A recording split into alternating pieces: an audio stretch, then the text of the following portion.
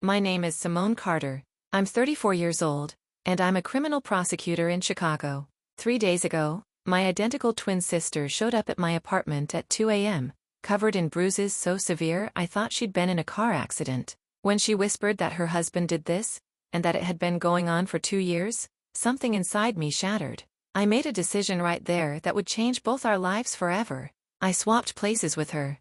I became Sierra Carter for 72 hours. And I made damn sure her husband and his entire family would never forget what happens when you mess with a Carter woman. You see, when your twin, your literal other half, shows up bleeding, broken, and terrified, begging you not to call the police because she's handled it before and it only made things worse, you don't think. You act. I've spent 12 years putting abusers behind bars. Never in my wildest dreams did I think I'd have to bend every rule I've ever believed in to save my own blood.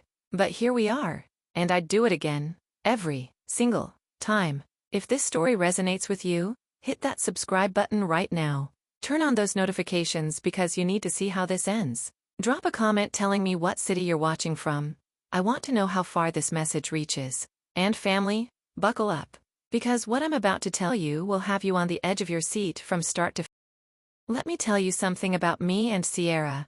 We're not just twins. We're identical in every way that matters. Same dark skin, same natural coils, same dimples when we smile, same voice, same walk, same everything. Growing up in South Side Chicago, people couldn't tell us apart. Our mama used to dress us differently just so she could keep track of who was who. We were inseparable. Two souls in two bodies. Where I went, Sierra followed. Where she went, I was right behind. We protected each other on those rough streets. We shared everything, clothes, secrets, dreams, fears. But life has a way of pulling people apart. After college, I went to law school at Northwestern. Sierra became a social worker, dedicating her life to helping foster kids find homes. I moved to the North Side, working 100-hour weeks at the state's attorney's office, prosecuting domestic violence cases. She stayed on the South Side, staying close to our roots, close to the community. I was chasing justice. She was chasing, I don't know, connection, family, love. That's when she met Damon Wright. God, I should have seen it. I should have paid attention. But I was too busy trying cases, putting monsters away, making a name for myself. I missed all the warning signs. I missed everything. Damon seemed perfect at first. Owned a successful barbershop. Well known in the community. Deacon at the church. The kind of man who quoted scripture and opened doors and made you believe in good men again. At their wedding, he stood up there in his tux and promised to love, honor, and cherish my sister until death. I remember looking at Sierra in her dress, glowing with hope, and thinking, she deserves this. She finally found her person. I was so damn wrong. The distance between us grew slowly, so slowly I didn't notice until it was too late. We went from talking every day to once a week, then once a month, then just holidays and birthdays. And every time I saw her, she seemed smaller, quieter, like someone had turned down her volume, dimmed her light. She stopped wearing her hair natural, started pressing it bone straight. She stopped wearing the bright colors she loved. Everything became beige, gray, black. She stopped laughing that loud, beautiful laugh that used to fill rooms. I told myself it was marriage. I told myself it was maturity. I told myself all kinds of lies because the truth was too terrifying to face. My twin sister was being destroyed, and I was too blind to see it. Until 3 days ago. It was a Wednesday night. I'd just finished preparing for a trial, aggravated assault case. Husband beat his wife so bad she lost hearing in one ear. I was lying in bed, exhausted, when my phone rang. 2:17 a.m. Unknown number. I almost didn't answer. But something, intuition, twin telepathy, whatever you want to call it, made me pick up. Simone? The voice was barely a whisper. Broken. Terrified. Baby, where are you? Outside. I'm outside your building. Please. Please don't make me go back there. Please. I was out of bed before she finished the sentence. Didn't even grab a robe. Just ran down 4 flights of stairs in my bonnet and pajamas, bare feet slapping against concrete. And there she was, standing under the streetlight, shaking like a leaf in winter. She was wearing a hoodie, in August, in Chicago, when it was 80 degrees at night, dark sunglasses, baggy sweatpants, limping, favoring her right side like every breath hurt. Sierra. I ran to her and she collapsed into my arms. And that's when I felt it, the trembling. The way her whole body shook with silent sobs. The way she clutched me like I was the only solid thing in a world that was falling apart. "I'm sorry," she kept whispering. "I'm sorry. I'm sorry. I'm sorry." "For what, baby? You didn't do anything wrong. I should have told you.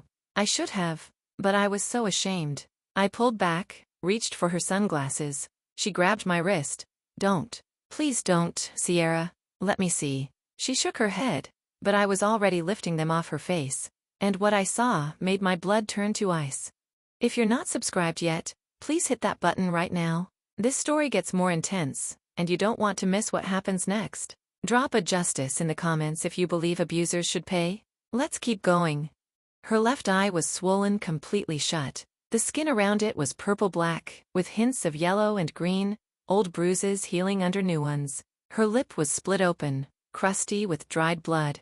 There was a gash across her cheekbone that should have been stitched hours ago.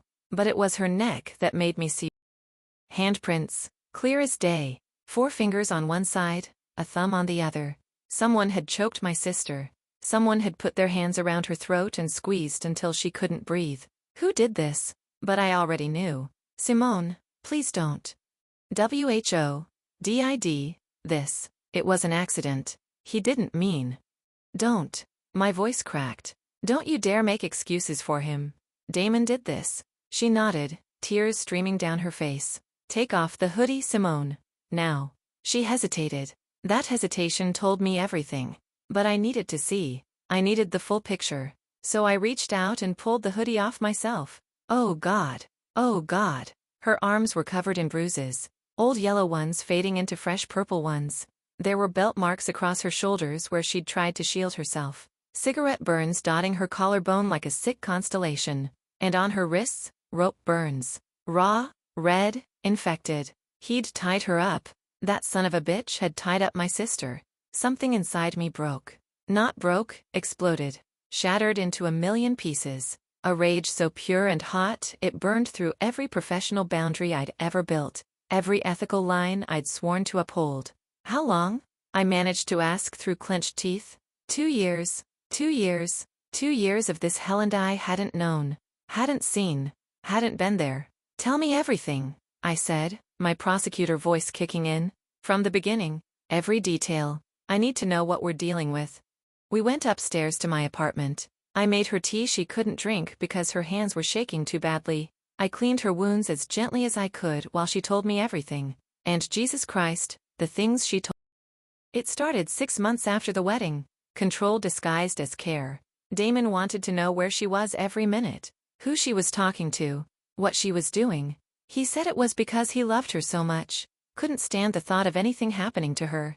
Then it was her clothes. Too tight. Too revealing. You trying to get attention from other men? So she started dressing differently. Covering up.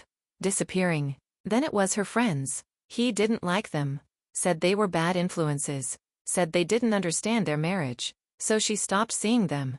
Then it was me. "He said you made me feel inferior," Sierra whispered. "Said you were always showing off. Always reminding me that you were the successful one. That you went to law school and I was just a social worker. That you had this big career and I was nothing. That's not true. That was never true. I know. But after hearing it every day for months, I started to believe it. Started thinking maybe I was embarrassing you.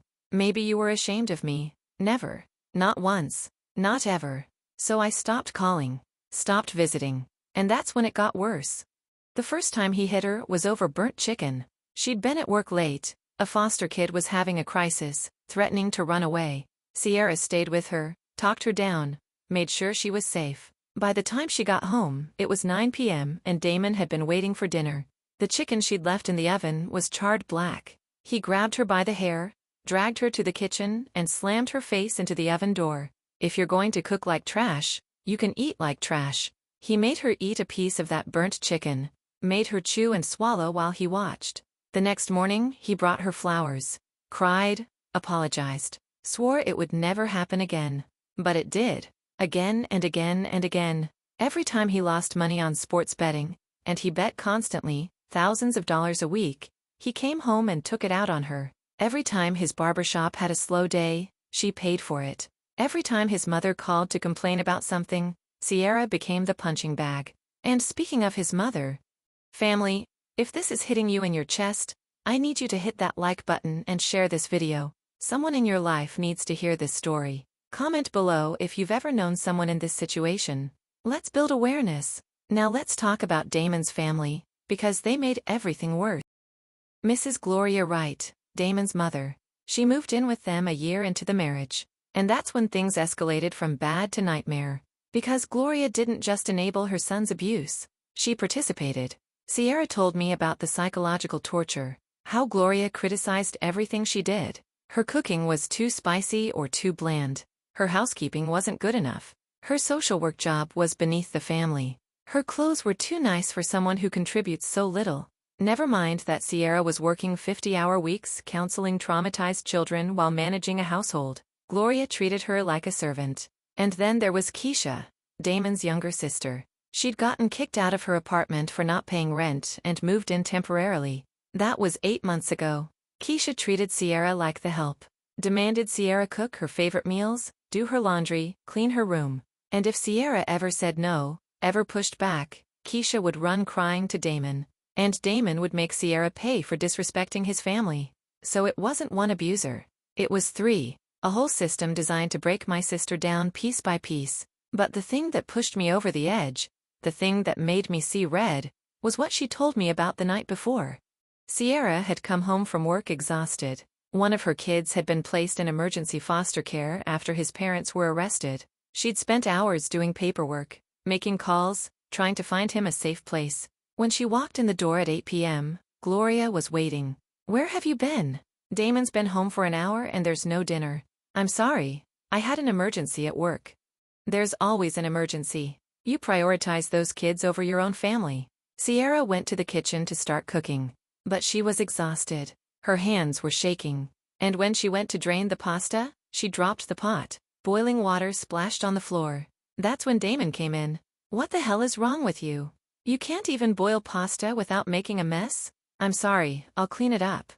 He grabbed her by the throat and slammed her against the wall. "I work all day while you're out there playing savior to other people's kids. The least you can do is have dinner ready when I get home." His hands squeezed tighter. Sierra couldn't breathe, couldn't scream, could only claw at his hands while her vision went dark. Gloria and Keisha stood in the doorway, watching, not helping, just watching. When Sierra finally passed out, Damon dropped her. She hit the floor hard enough to crack a rib.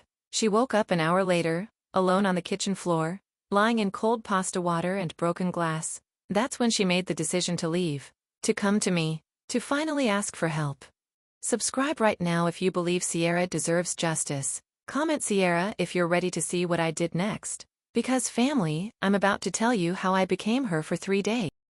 I looked at my sister, my identical twin, my other half, and I saw what 2 years of systematic abuse had done. It had taken this vibrant, strong, beautiful woman, and turned her into a shell. Someone who apologized for existing. Someone who was just waiting for the final blow that would end it all. "You're not going back there," I said. "I have to. If I don't come home, he'll come looking for me. He'll find me, Simone. He always does."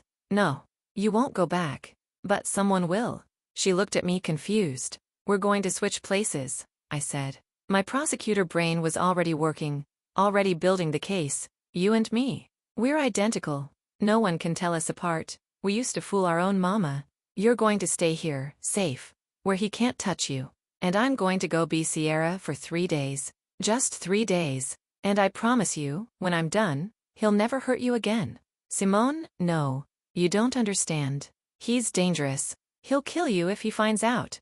"Let him try. You have to understand something about me. I'm not Sierra. I look like her, sound like her, but I'm fundamentally different. Sierra is gentle, empathetic. She became a social worker because she wants to heal the world. She's never thrown a punch in her life. Meme. I'm a prosecutor. I've spent 12 years in courtrooms destroying defense attorneys, exposing liars, sending monsters to prison. I've prosecuted rapists, murderers, gang members. I know how predators think. I know how they operate. And I know how to take them down. Plus, I train in Krav Maga 4 times a week. Israeli self-defense. Designed for real-world combat. I know how to break a nose, dislocate a shoulder, rupture a kidney. I know where to hit to cause maximum pain with minimum effort. So when I walked into that house on Thursday morning, when I used Sierra's keys to unlock the door and stepped into that suburban prison, I wasn't scared. I was a weapon waiting to be deployed. The house looked normal from the outside. Nice neighborhood in Bronzeville. Well-maintained lawn. 2-car garage. American flag on the porch. But inside, God, inside it felt like a tomb. Dark. Suffocating. The air itself was heavy with years of violence. I'd barely closed the door when I heard her. Gloria's voice, sharp and demanding, cutting through the house like a blade. Sierra? That you? Where you been? I took a deep breath and channeled my sister. Made myself smaller. Hunched my shoulders. Dropped my eyes. I'm here, Mother Gloria. I walked into the kitchen where Gloria was sitting at the table, a cup of coffee in front of her, watching Judge Mathis on the small TV on the counter. This woman had been living in my sister's house for a year, paying no rent, contributing nothing, and had the audacity to act like she owned the place. Where you been? She demanded again. It's 10 a.m. You should have had breakfast ready an hour ago. I'm sorry. I'll start it now. You better. And make it right this time. Yesterday's grits were lumpy. I opened the refrigerator, taking mental notes of everything. Evidence. Always collecting evidence. That's when Keisha came downstairs. She looked exactly like I'd pictured. Overweight, bad weave, attitude that could cut glass. Oh good, you're finally here, she said, collapsing on the couch. Bring me some orange juice and toast. I'm starving. I brought her the juice. And as I handed it to her, I studied her face, memorizing every feature, cataloging every detail, making a list of all the ways I was going to make her pay. At noon, my phone rang. Sierra's phone, I mean. The caller ID said Damon. Where are you? His voice was hard. Suspicious. Making lunch. You better be. I'm coming home early. Be ready. He hung up without another word. My entire body tensed. This was it. I was about to come face to face with the man who'd spent 2 years terrorizing my sister. I heard his car pull up at 12:45. Heard the car door slam. Heard his heavy footsteps on the porch. The door opened. He was exactly what I expected. 6'3", maybe 220 pounds. Muscular from his gym routine. Clean cut. Wearing expensive Jordans and a barbershop polo. Handsome in that clean-cut, church deacon way. The kind of man who looks trustworthy. But I could see the monster underneath. It was in his eyes. Cold, calculating, cruel. Sierra, he said, walking past me without a greeting. Where's my lunch? It's ready. I'd made fried chicken, collard greens, and cornbread. And I'd deliberately undercooked the chicken. Not enough to be obvious, but enough to be noticeable. He sat down at the table. Gloria and Keisha joined him like this was some kind of ritual. Nobody spoke. Nobody said grace. Just picked up forks and started eating. Damon cut into the chicken, took a bite, and his face changed. What the hell is this? He spit the food back onto his plate. This chicken is raw in the middle. Are you trying to poison me? Gloria immediately chimed in. I told you she can't cook. I don't know why you keep letting her. Shut up, Ma. Damon stood, and I saw it. The violence simmering just beneath the surface. Sierra, come here. I walked over slowly. He grabbed my arm, the same arm that was covered in Sierra's bruises, and squeezed. Hard. Right where the worst bruise was. I didn't flinch. Didn't cry out. Just looked him in the eye. I work all day, he said, his voice low and dangerous. All damn day cutting hair, dealing with customers, making money to keep this house running. And you can't even cook a piece of chicken, right? He raised his hand. I'd been waiting for this. His palm came toward my face. The same slap that had hit Sierra 1,000 times. I caught his wrist mid-air. The shock on his face was beautiful. Y'all, hit that subscribe button if you want to see what happens next. Drop a get him in the comments. This is about to get good.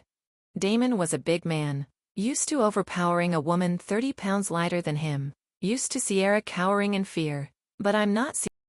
I train 4 times a week. I know leverage. I know pressure points. And more than that, I was fueled by 2 years of rage. I squeezed his wrist. Not enough to break it, but enough to hurt. Enough to let him know that the game had changed. Not today, Damon, I said softly. I've had enough. He tried to pull free. Couldn't. His face flushed red. Embarrassment and anger mixing into something dangerous. He used his other hand to try to pry my fingers off. I held firm for 5 seconds, just long enough to make my point, before releasing him. Damon stumbled back, cradling his wrist, staring at me like I'd grown a second head. Gloria gasped. "Sierra, how dare you put your hands on my son?" Keisha sat up straight. "Girl, you done lost your damn mind." But Damon just stood there, breathing hard, eyes locked on mine. I could see the calculation happening. He was trying to figure out what had changed, how to reassert control. "Lunch is over," I said calmly. "Y'all can eat or not. I don't care." Then I walked away, left them standing there, confused and angry, and for the first time in 2 years, uncertain. I went upstairs to the bedroom Sierra shared with Damon. Our bedroom, I guess, for the next 3 days. The room made my skin crawl. His cologne everywhere. His clothes scattered on the floor that Sierra was expected to pick up. Photos of them on the walls, but in every single one, Sierra looked small, diminished, like she was trying to disappear. I sat on the bed and pulled out my phone. The real one, hidden in my pocket. The one Damon didn't know about. I sent a text to my colleague at the state's attorney's office. "Need a favor. Recording devices, body cam, hidden cameras, everything admissible in court. Can you have them delivered to this address by tonight?" The response came back in 2 minutes. "On it. What's going on?" "Building a case. The most important case of my life." That night, the real confrontation began. Around 10 p.m., I heard footsteps outside the bedroom door. 2 sets. Gloria and Keisha, coming to talk. I'd been expecting this. Abusers hate losing control. I just challenged the entire family hierarchy. They had to respond. I stepped out into the hallway, closing the door behind me so the confrontation wouldn't wake anyone. Not that anyone would help me anyway. "We need to talk," Gloria said, arms crossed. "About what?" "About your little stunt today," Keisha said. "About you putting your hands on Damon. You think you can disrespect him like that?" "The house that's in my name," I said quietly. "Let's not forget that detail." Gloria's face went red. "This house was bought with my son's money."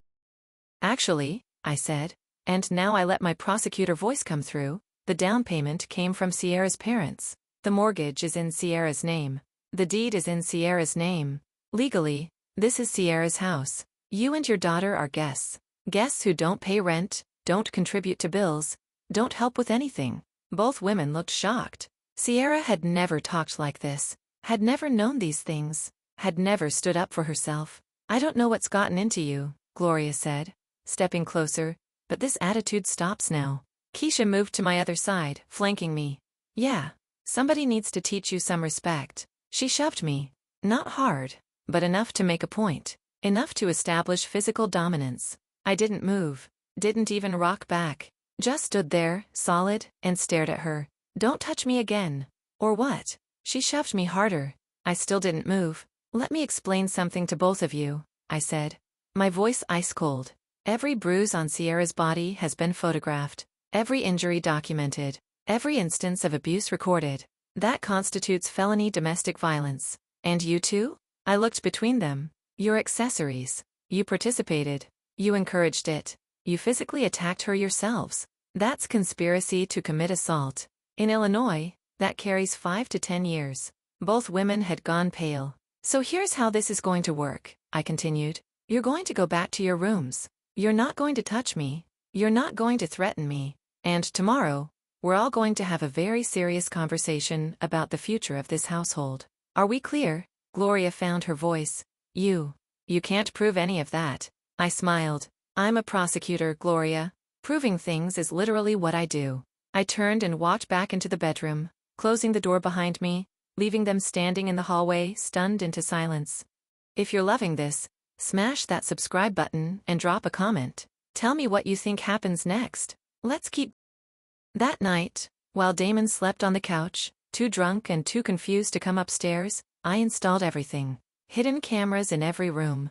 Body camera clipped to my clothes. Audio recorders throughout the house. Everything admissible in court. Everything legal because Sierra owned this house and had given me explicit permission. The next morning, I had breakfast ready when Damon came upstairs. He'd showered, put on a fresh polo, tried to reset himself. "We need to talk," he said. "In the bedroom."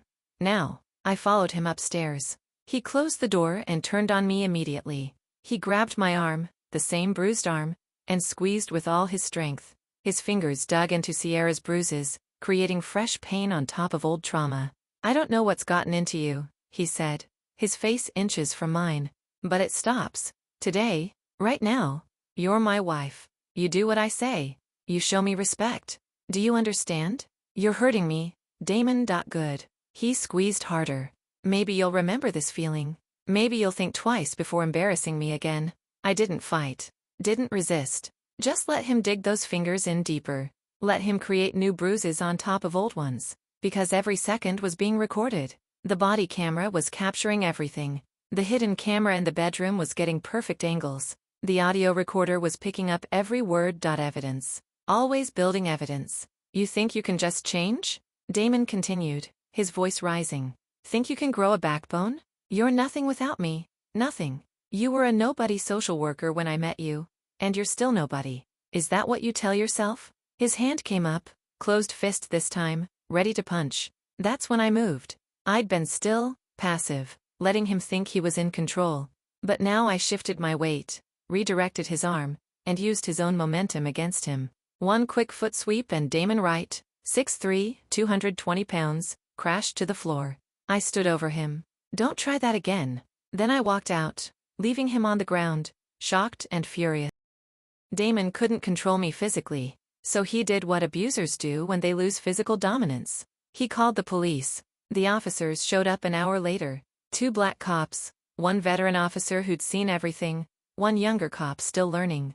Damon had put on a performance, claimed I'd attacked him unprovoked, that I'd gone crazy, that he feared for his safety. I met them at the door with a folder in my hands. "Officers," I said calmly, "my husband called you because I defended myself when he tried to hit me. Before you take his statement, I'd like to show you something." I opened the folder. Inside were medical records spanning 2 years. Emergency room visits for accidents. Photos of bruises, cuts, black eyes. Documentation of a fractured wrist, broken ribs, cigarette burns, x-rays, hospital reports. The veteran officer's face changed as he looked through the file. He'd seen this before. He knew exactly what he was looking at. "Ma'am," he said gently, "how long has this been going on?" 2 years, officer. He beats me. He chokes me. He threatens to kill me if I leave. This morning, when I finally defended myself, he tried to hit me again. I pushed him away. That's when he called you. I pulled out my phone and showed them the video from that morning. Damon grabbing my arm, threatening me, pulling back to punch. All captured in HD. The younger officer looked sick. The older one looked angry. "Mr. Wright," the veteran said, his voice hard, "based on this evidence, you're lucky we're not arresting you right now." He turned back to me. "Ma'am, do you want to press charges?" I shook my head. "Not yet. I just want him to know that someone is watching now. That if he touches me again, there will be consequences." The officer looked at Damon. "Sir, we'll be filing a report. We'll be watching this address. If we get called back here for any reason, you will be arrested. Do you understand?" Damon nodded, mute with humiliation. The police left, and Damon realized he couldn't use the law against me. Couldn't use force. Was running out of options. But his family wasn't done trying. Subscribe if you want to see how this ends. Comment justice for Sierra and share this video. We're getting to the climax. That evening, Keisha made her move. She'd called her boyfriend, a guy named Terrell, 6'5", 260 pounds of muscle, former college football player who never made it pro. The plan was obvious. Terrell would intimidate me, maybe rough me up, remind me of my place. When he showed up, Keisha let him in and conveniently left us alone in the living room. Terrell approached with that swagger of a man who's never been challenged by a woman. "So I hear you've been giving my boy Damon problems," he said. "Have I?" I stayed calm, measuring distances, watching his body language. And see, I don't like when women disrespect good brothers. Damon, he's solid, takes care of his family, and you out here causing drama. He reached for me. I moved. One sidestep, grabbed his arm, used his forward momentum and my hip as a pivot point. Basic judo throw. Terrell went flying. All 260 pounds crashed into the coffee table, shattering glass and wood. He looked up at me from the floor, shock and pain written all over his face. "That's assault," I said calmly. "On camera." Multiple cameras throughout this house. You just committed home invasion and assault. That's 5 to 7 years in Illinois. So if you want to try again, go ahead. I'll have you arrested before you make it to your car." Terrell scrambled up and ran out like the house was on fire. Keisha screamed at me. Called me crazy. Called me possessed. I just smiled. "You should probably start looking for a new place to live." That night, I overheard them plotting. The hidden cameras and recorders picked up everything. They were in Gloria's room, all three of them, whispering like conspirators. "We can't let this continue," Gloria said. "This woman is destroying our family. What do we do?"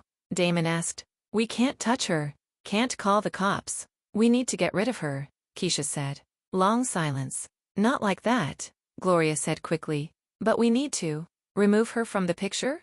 "How?" Damon asked. "Mental health crisis," Gloria said. "We call crisis intervention. Tell them she's having a breakdown. That she's violent, unstable. They'll take her away for evaluation. While she's in the psych ward, Damon, you file for divorce." My blood ran cold. Not because I was afraid, but because they were planning to have me institutionalized, to have Sierra declared mentally unfit, to take away everything she'd built top fine. Neither would I have any limits either. The next morning, I watched Gloria prepare coffee, watched her crush sleeping pills, 3 of them, and stir them into my cup. "Here, baby," she said sweetly. "You look tired."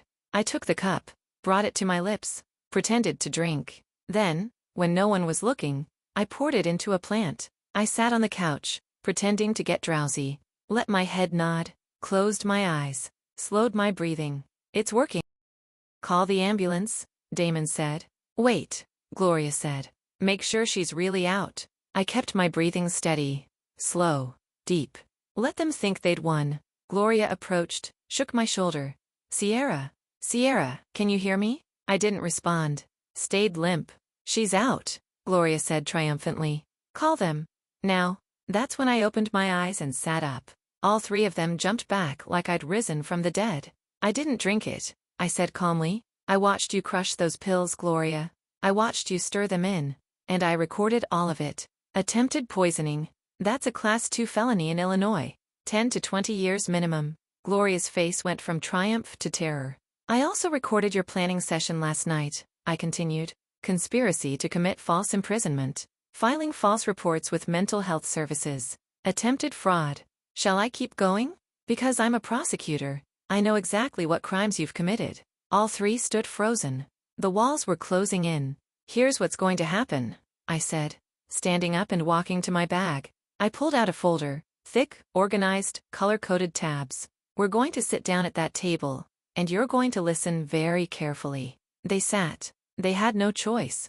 I opened the folder and spread everything across the table. Medical reports, photographs of Sierra's bruises, videos burned onto DVDs, audio recordings on flash drives, bank statements showing Damon's gambling debts, $47,000 in the last 6 months alone, documentation of every crime, every assault, every threat over 2 years. "This," I gestured to the pile, "is 2 years of evidence. And yesterday and today," I added more. Video of Damon assaulting me. Video of Gloria attempting to poison me. Audio of all 3 of you conspiring to have me forcibly committed. Damon's hands were shaking.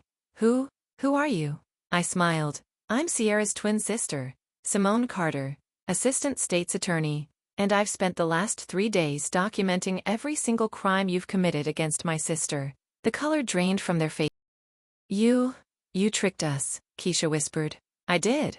And every bit of evidence I collected is admissible. Every recording was made in a home that belongs to Sierra. Every video was captured legally. It's all usable in court." Gloria started crying. "You can't do this. You can't destroy our family." "Your family?" I laughed without humor. "You destroyed your own family when you spent 2 years torturing a woman? When you beat her, choked her, burned her with cigarettes." I pulled out another set of documents. Divorce papers, already filled out.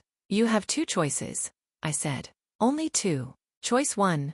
I take all this evidence to my office Monday morning. I file criminal complaints. I press charges for domestic violence, aggravated assault, attempted poisoning, conspiracy, and about 15 other felonies. Between the 3 of you, you're looking at 40 to 60 years combined." All 3 were crying now. Damon, the big man who loved hitting women, was sobbing like a child. Or, I continued, choice 2, you signed these divorce papers right now. Full custody of any future children goes to Sierra.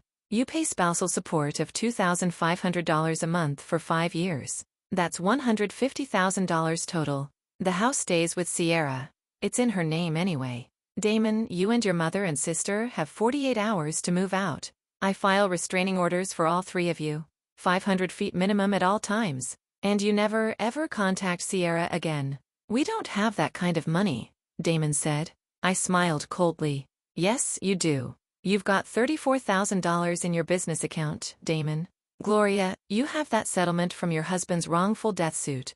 $425,000 sitting in a CD. You'll liquidate assets. You'll take out loans. I don't care how you get it. But you'll get it. Because the alternative is prison. And trust me, prison is much, much worse for men who beat women.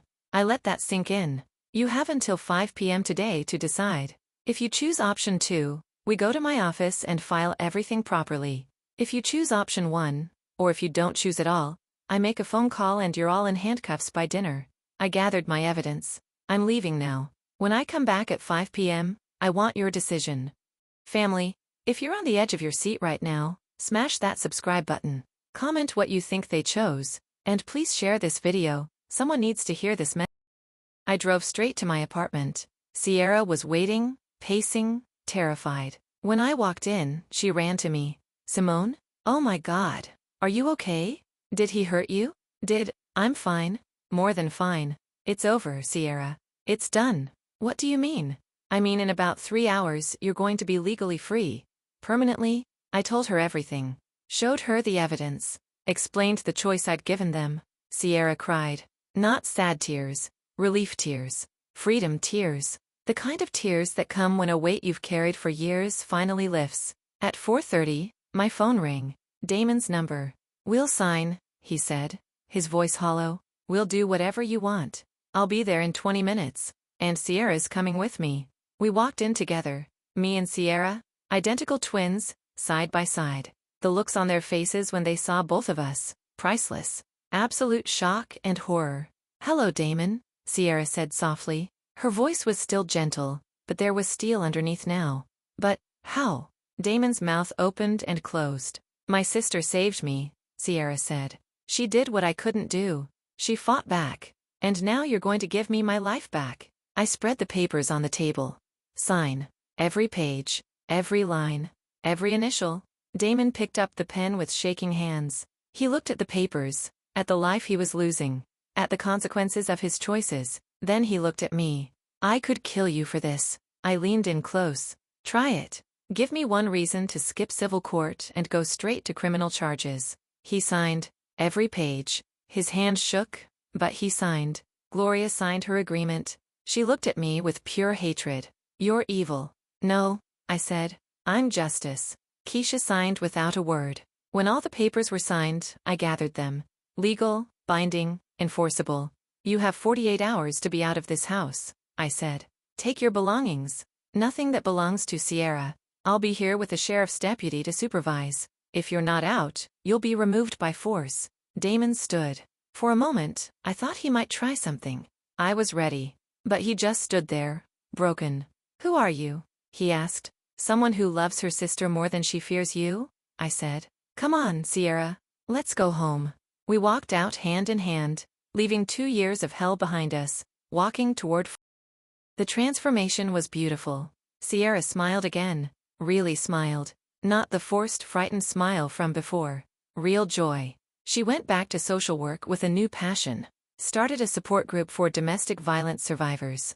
Helped other women find the courage she'd finally found. She moved into a new apartment. Fresh start, fresh space, no memories of abuse. Decorated it in bright colors. Filled it with plants and sunlight and laughter. Damon tried to fight the divorce. Of course he did. Men like him always do. But I represented Sierra in court. Brought every piece of evidence. And the judge didn't just grant the divorce. She added an additional 2 years to the restraining order. The spousal support payments come like clockwork. Damon had to sell his barbershop, liquidate his business. Good. Let him know what it's like to lose everything. Gloria filed bankruptcy. Keisha moved 3 states away. They're scattered now. Broken. No longer a united force of abuse. And Sierra? She's thriving. Last week, she called me at 2 a.m. I panicked at first. That time will always trigger me. But when I answered, she was laughing. Simone, I just wanted to tell you something. What, baby? I went on a date. A real date. With a good man. And for the first time in years, I wasn't scared. I was just happy. And that's because of you. That's the real victory. Not the divorce papers. Not the restraining orders. Not Damon's broken pride. The real victory is seeing my sister remember who she was before he tried to destroy her. People ask me if I regret it. If I regret crossing ethical lines, impersonating my sister, essentially becoming a vigilante. My answer is simple. No. Not for 1 second. Because here's the truth about domestic violence that nobody wants to say out loud. The system isn't built to protect victims. It's built to give abusers second chances, third chances, 10th chances. Victims have to jump through 1,000 hoops to prove they're being hurt. Document everything. Photograph everything. Report everything.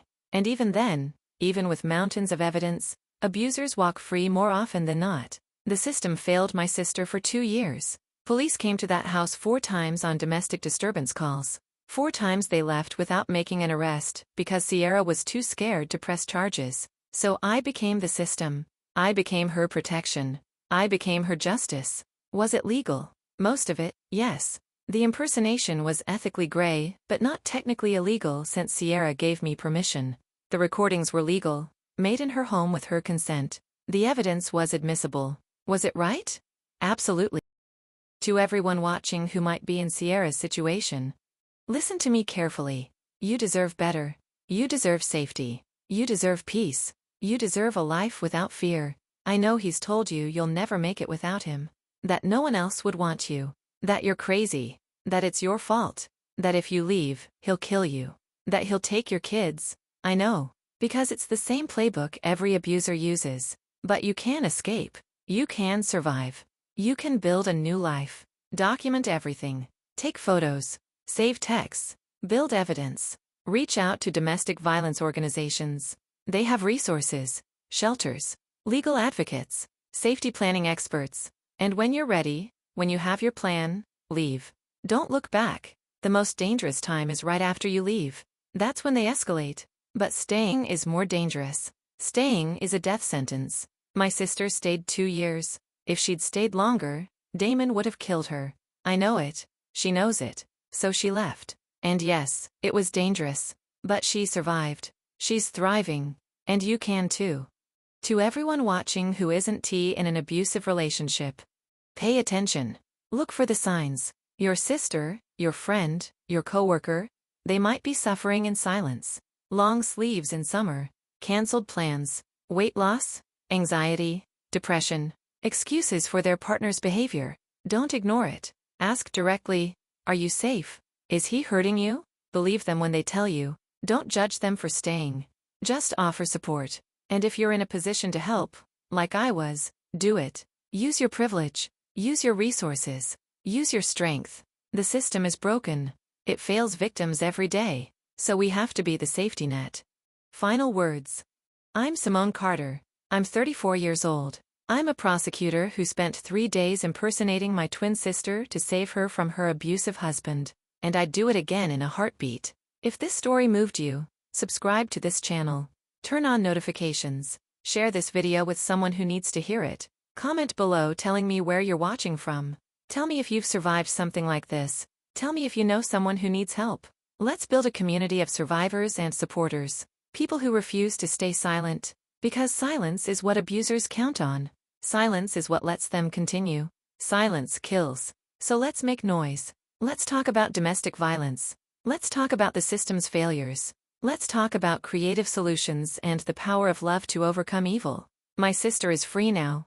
Safe, happy, healing, and that's worth every rule I bent, every line I crossed, every risk I took.